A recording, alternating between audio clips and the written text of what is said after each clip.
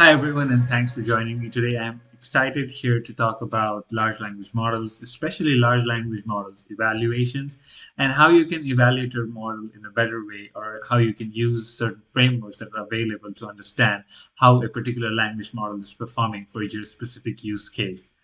For those of you who don't know me, I'm Ashwin. I have been working in the field of machine learning, computer vision, and NLP for over 3 years. And I've also worked in some other domains throughout my career. Today, I would like to delve into a specific aspect, of course, evaluations, but also why they're necessary and how we can get to that particular evaluation metric. So to get started, let me just quickly move the screen. Yep. Okay. Yeah. So will the language model speak the truth? I guess that's the question that everyone's been asking. Everyone's been really concerned about the whole evaluation flow, or if we can trust these language models into telling us something that it definitely knows versus making things up and telling us something that even we are not sure whether this is the truth or not. So the bigger question that we probably tend to answer today is whether the language model is going to be truthful in answering the questions that we ask them, or getting summaries out of it. So moving ahead, we are jumping into a particular aspect is why we need these evaluations and why these particular evaluations are necessary. The reason being that these evaluations are important as a part of a measure of your overall large language model development workflow. So think about it as how we can effectively manage or leverage these language models while also making sure that we are not letting it loose completely and having a bad customer experience in general.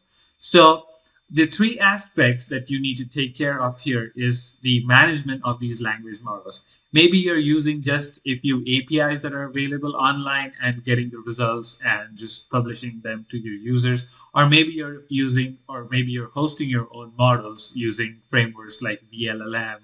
I guess there's one more called Llama CPP or something like that. So these frameworks also allow you to host your own models and also probably understand how you can improve the overall performance of these language models.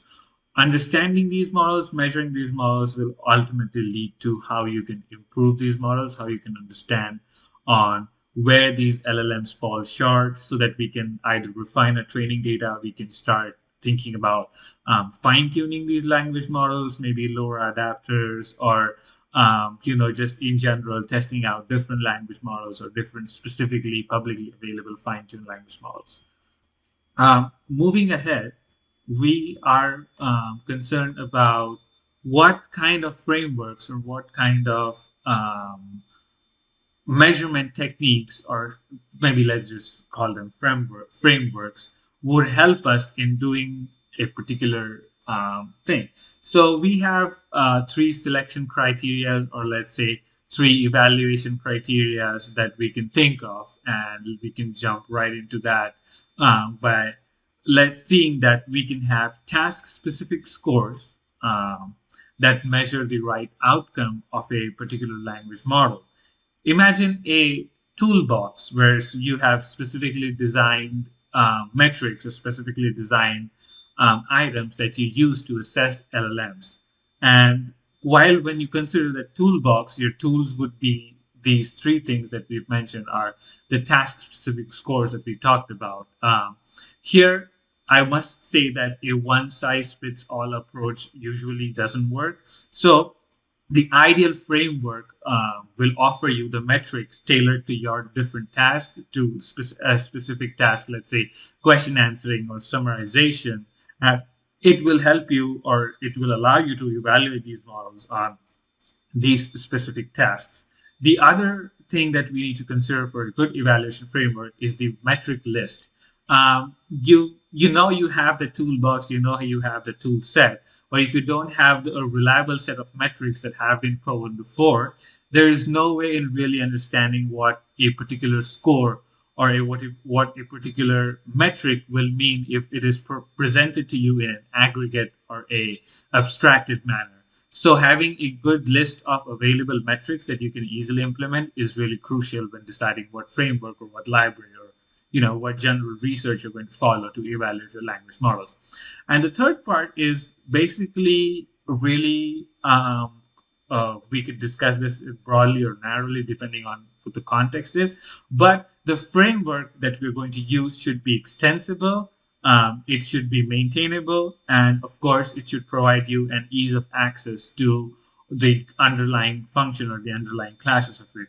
The reason for this is because if the framework is adaptable to a particular task that's public, but your task requires some specific understanding or specific knowledge or a specific way of loading, maybe loading the model weights, or maybe if you use a different tokenizer for tokenizing your particular request responses, then this becomes a really crucial aspect in determining whether a particular framework is going to be useful for you. So, for example, the LM evaluation harness framework, a really good framework, a really good design made to evaluate any model that you can think of, any support model that you can think of on public data sets. But while working on this particular framework, if you have a task that's specific to your needs, it's a really difficult how do I say? It's a really difficult way of implementing that in this particular library. And it's not just about this particular library; it's in general any library that has come up for evaluations, which kind of abstracts these evaluation metrics for us. So moving ahead, by incorporating all these elements, we can create a robust, or we can decide on what robust evaluation framework we can use. Now, let's dive deeper into the two main approaches for the LLM evaluation and why they are necessary. As you can see in this particular diagram, you can see that the part where the human evaluation is concerned, it ranks really higher as opposed to user testing, fine tuning, and maybe public data sets, public benchmarks, auto evaluation. And the reason really being for that is the human evaluation aspect really focuses on multiple geographies, multiple languages, and the way people understand a particular response, a particular language. And that really determines a proper metric or a proper score for your language model to be evaluated upon. Because as we know, there's multiple dialects for a particular language. There's multiple people talking or using different style of grammar that is not a common way of speaking or understanding things in their own countries. And that could really mean a lot of difference when you're evaluating a framework, let's say for someone in the US, versus if you're if you're evaluating model on a specific response for, let's say, for someone in the US versus for someone who's not a native English speaker. For them, understanding the context, understanding what's going on around a particular response may or may not differ, and they may or may not think that this particular answer suits them well. So having a human evaluation framework that's geography, region specific, and of course, application specific is a really important aspect of evaluating these models. Now, once we've talked about human evaluators and why those are necessary, we should also consider that it is not always possible to collect all of this feedback, and it is not also always possible to have your customers decide or determine whether a particular answer was good or bad. The customers are really concerned about the value that your application or your use case is providing. So in general, we can think of these evaluation metrics as so in general, these evaluation metrics you can understand from two different perspectives. One is, of course, the one we discussed, which is the human evaluator part, and one is the frameworks or the libraries that we'll be exploring in this talk. We can call them as auto evaluators or, anything that's non-human evaluator. And so previously or traditionally, the way these language models even came into being were based on a large number of data sets, a large number of text or material that was open, that was available publicly.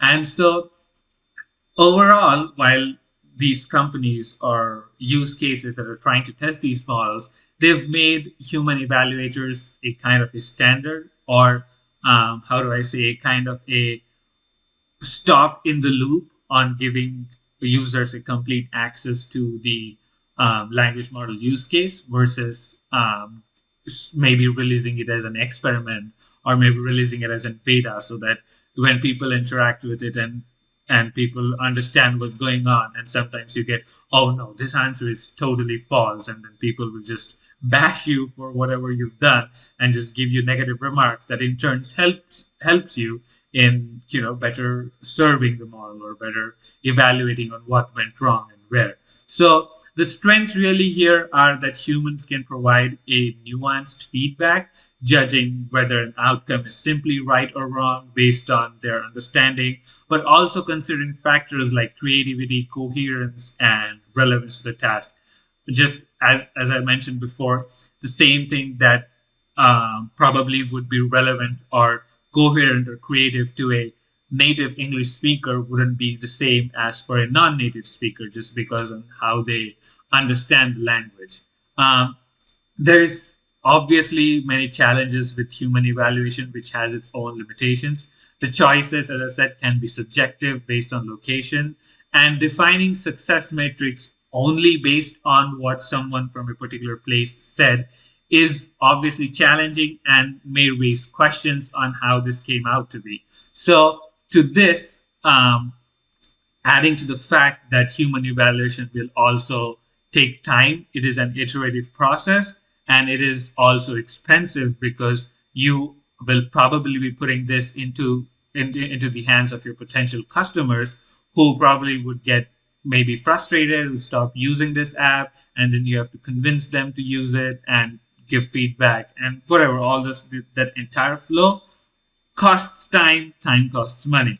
So we can move towards automatic evaluators. Now, when I say automatic evaluators, I don't necessarily mean that everything's happening by itself and you're just calling a simple function and everyone's happy and all the language models have achieved nirvana or greatness. I'm just, whenever I say automatic evaluators, it really means that the toolbox that we set up with the three different criteria, that toolbox allows you to evaluate a particular large language model on its own while you're iterating over the use cases. And the strengths basically here are they're fast, they're efficient, and they're objective. They assess how well specific parts of speech or output match your expectations based on the data sets that you have. And choices are based usually on known outcomes and well-defined metrics. Now, how do these known outcomes come into picture?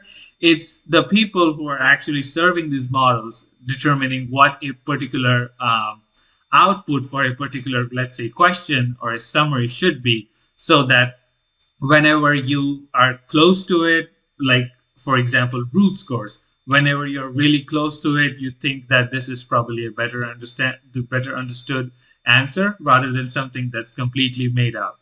However, we cannot discount the limitations that they possess. They can't replicate what we talked about before, which was a great thing about human evaluator, as well as its limitation is that the ability to understand the context and nuance of this in a overall sense of what a particular response should be, or what particular answer or what particular future question can come over based on that particular answer. So automatic evaluators, they do struggle with creativity and overall quality judgment, but they are a lot better evaluator in terms of metrics and in terms of, let's say, as I said, root scores, n-gram matching. So they somehow work well together, but the golden chance, or the golden opportunity here is to mix these two, human evaluators as well as the auto evaluators, in having your entire flow in such a way that you leverage the best of these two, and you also overcome the bad, I would not say bad parts, but the less best parts, I guess, from each of those. So the takeaway from overall this is a collaborative option is probably better.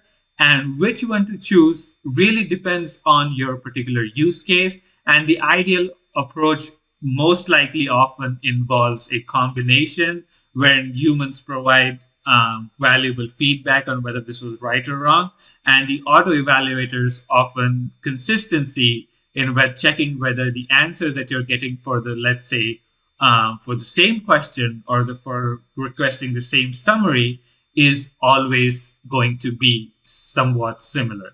Um, let's shift gears to what we were talking about when we were talking about the whole evaluators, and let's shift gears on understanding how do these two evaluators function, or how do these two evaluators work with different sorts of data sets. So we have two kind of dataset divergence or dataset paths here. One is using the public benchmarks that are already available. You don't have to do much. You just trust these benchmarks that are available, or probably on these public leaderboards, maybe Hugging Face, or individual competitions. And the other way is using golden data sets. Now, whenever I say golden data sets, it doesn't mean that this is literally the gold standard. It just means that these are data sets, or these are the values that you control, and these are the values that are definitely, or I should say, almost 90% true to be really effective in giving you an answer. So public benchmarks, these are predefined data sets. You can easily get that from Hugging Face, and they are more the more the research that was put into creating these data sets, understanding or training a particular model to test on these data sets, the more fair assessment these public benchmarks will give you.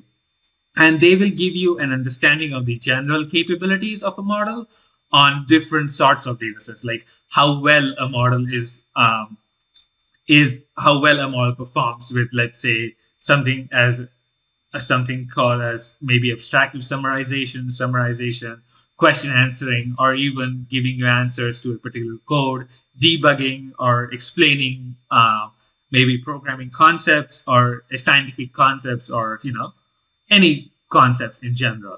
However, these public benchmarks, given the broad scope of what kind of data sets they usually have and the formats of these, they don't necessarily guarantee success, or they don't necessarily guarantee a yes or no answer whenever you're looking at a particular model and making a decision whether you should use that model or not.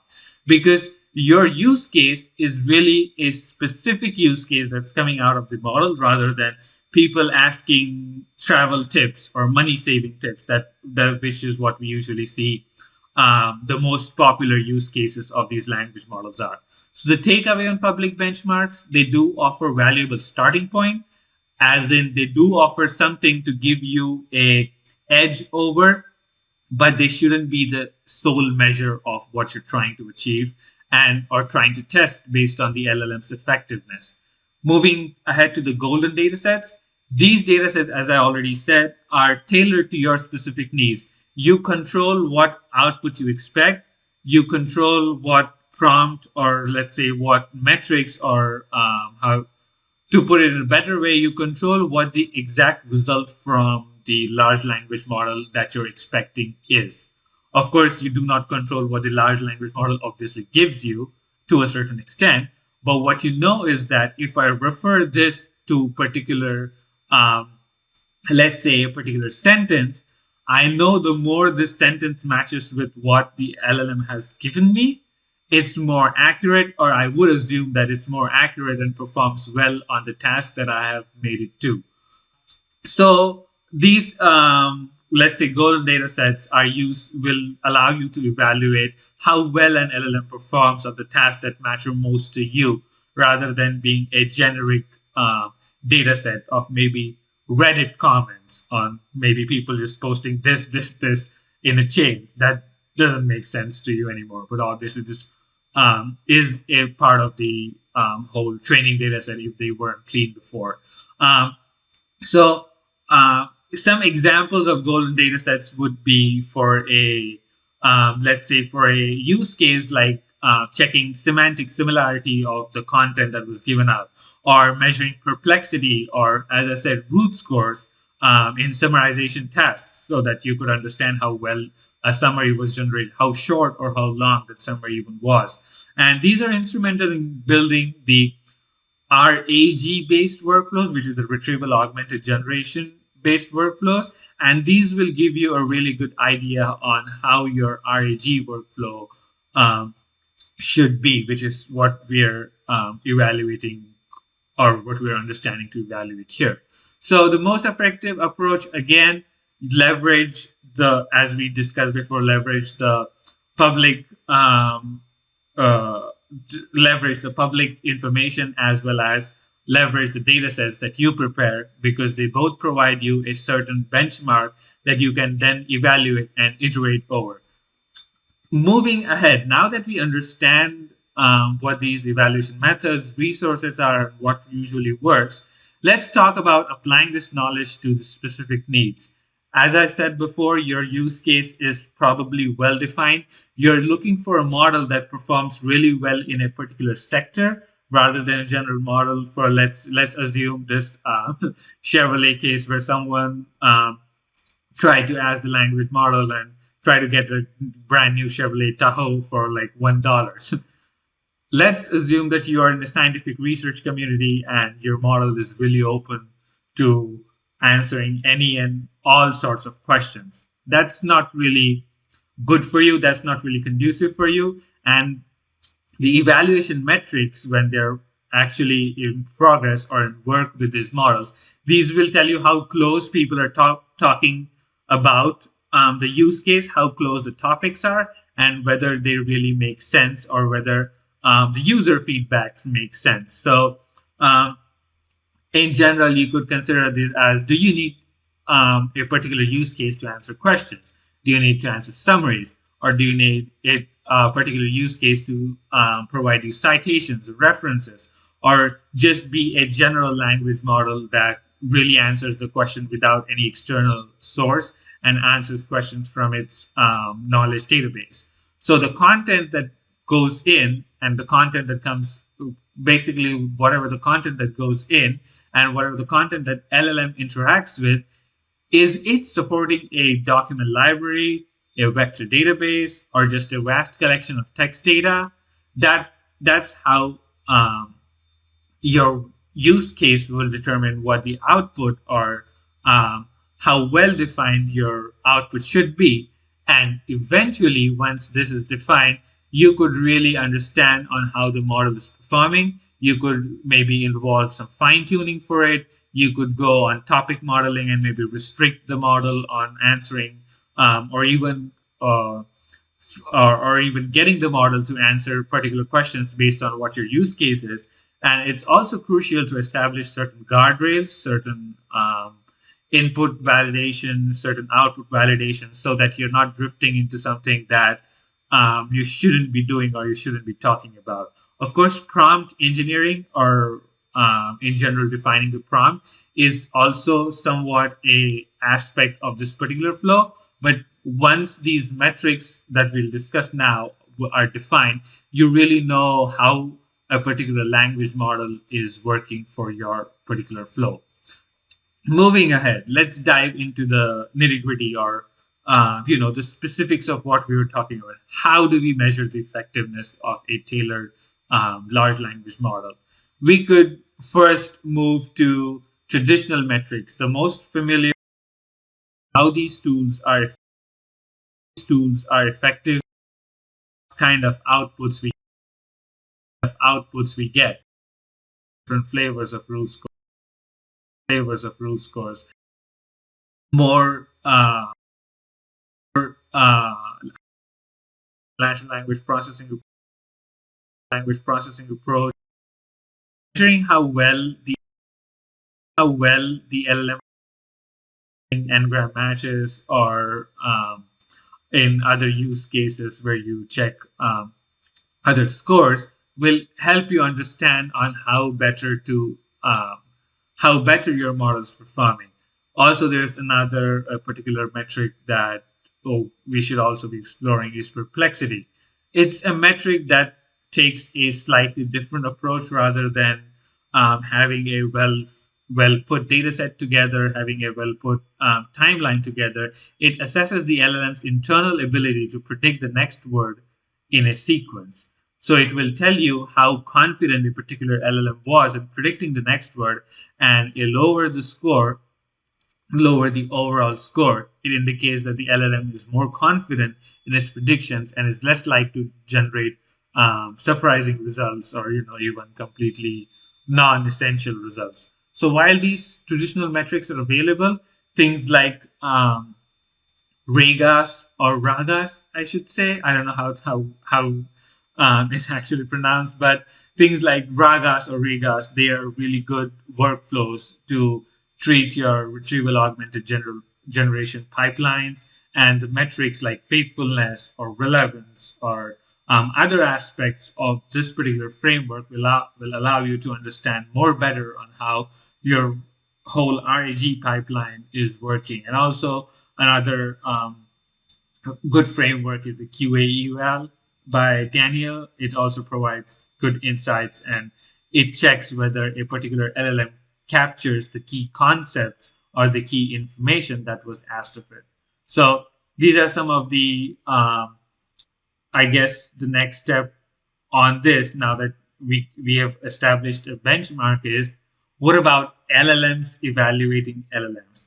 There's been some good research, some good findings based on whether an LLM can actually evaluate other LLM, and this is most likely a trial and error approach on making sure we understand the use case, and something like chatbot arena, which basically you could use the outputs generated from that from two different models and evaluate and see whether these two different models could compete with each other in generating the text. If you ask one model, hey, is this factually correct based on this answer, and you could iterate on that. I wouldn't put much stress on how efficient or how correct these metrics or these judgment would be, but considering that most models were trained on somewhat similar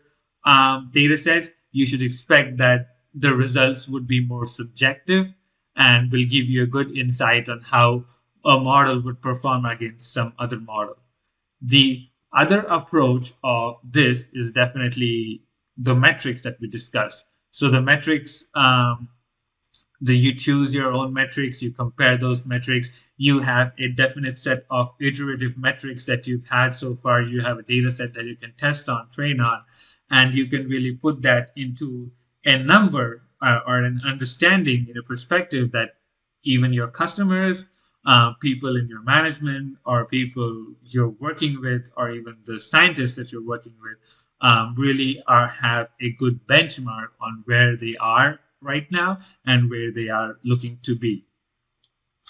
So the human touch, the ultimate judge, what human evaluation does, what a multifaceted approach will give you. And despite the rise of all of these automated metrics, I believe that we should be also looking at the human aspect of it and be really sure that we are closing the gap between what we are evaluating versus what is necessary, so that instead of chasing the next cool model or the next best model, the next public best model available, we really make an informed decision on whether we are falling behind just because there was a new model launch, or whether we are falling behind because the data set that we fine tuned on isn't that good, or maybe we need more of that data set, or maybe we are good with whatever the metrics that we have. So slowly iterating over that, we'll get good at the game, and we'll be able to clearly determine what is essentially required. Moving ahead, these are some available frameworks. Regas, Helm, which is a really good benchmark. Again, these benchmarks will tell you how a particular model was working on a particular large corpus of data sets. There's also Lang Smith by Lang chain without weights and without the integration for the weights and biases for you to eval. There's OpenAI evals that gives you a good idea on what evaluation frameworks or what other evaluation metrics are available. There's Deep Eval. There's this LM evaluation harness that I've really grown kind of fond of. They do a really good job at allowing you to evaluate a particular model on a particular public data set with really less overhead. But as I said, there's some there's some overhead to making it work for your own custom use case. And that's where I found that using simply basic Hugging Face functions to load your data set to calculate scores is probably what is beats or is more easier to use or is more efficient to use. So that's the frameworks that are available that we can try and test. And at the end, all you need is a test eval set, a multifaceted approach on how you can use the existing test eval set and or whatever the existing data set you have or you will create, and into understanding really how you can develop a particular set of metrics around it, and you can use those. So the foundation is going to be your test set or evaluation set, and the properties, some which are internal to the model or which are internal to the framework that you're using, like perplexity, which can be calculated from the outputs that you get, or any existing implementations for any particular public task or any particular specific task that you're trying to look. And the benefits of this would be that you really control what sort of metrics are used in particular evaluation, what sort of metrics you can quantify your application against, and you can also have a established set of data sets that can help you over the long term in understanding how the model performed over a certain duration or a certain time, and what you can do more better after, let's say, you've fine-tuned the model multiple times, you've changed the model. So it gives you a good flow of all of the metrics that you can make the decisions on. I guess that's probably it. That's what I want to discuss. And I would, in general, say that adapting public libraries or public frameworks like Hugging Face Eval or LM Eval Harness is a really good start at first to get any metrics like F1 aggregated scores, blue scores or root scores, or all of these scores to um, decide or define a particular evaluation framework for a RAG based flow. And these will work seamlessly with your chosen data sets. Also, of course, including human evaluation, human flow into the application, and comparing really on what human evaluation results are with what you're getting as opposed to a certain particular benchmark will be a overall good strategy to evaluate large language models on. In conclusion, we've really, in a really abstract manner, explored how you can evaluate why a particular evaluation type is necessary, and at the end, it is not just about whether you get a score out of it or not. It's not about establishing a particular metric and charting out 6 months of metric data and big and just saying that, hey, this is the model that works for me. It's about establishing a foundation, so that whenever you're developing iteratively, whenever you're managing these large language models, so that you can continuously improve on the remarkable research that is already done into putting these large language models out public with their weights. And by leveraging these right metrics, you can now unlock the potential of these models in for your specific use case and determine whether a particular model works for you, or if it doesn't work for you, why does it not work for you, and in general understanding or delivering real world benefits to the user. And as this field grows, there's more new research into it. We'd probably move ahead, or we've probably already moved ahead beyond these basic scores, and we've gone into more a complex understanding of context. Whether a particular model understands a particular context, grammar, and all of these ideas, and it is going to be really exciting on what more metrics or frameworks that come up so that we could evaluate our large language models better. So yeah, that's it from me, and I hope you got a really good starting point. This was meant to be just an introduction on what kind of frameworks are available and what you can do with those and which approaches work really well. So I hope you enjoyed this, you learned something, or maybe you confirmed something that you already knew.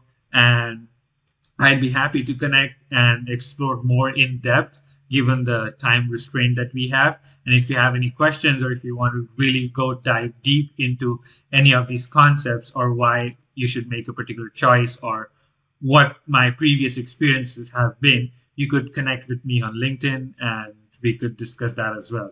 Again, thank you, Conf42, for giving me this platform and explaining this. I've learned a lot while researching over this particular topic from my previous experience, and I hope you guys learned too.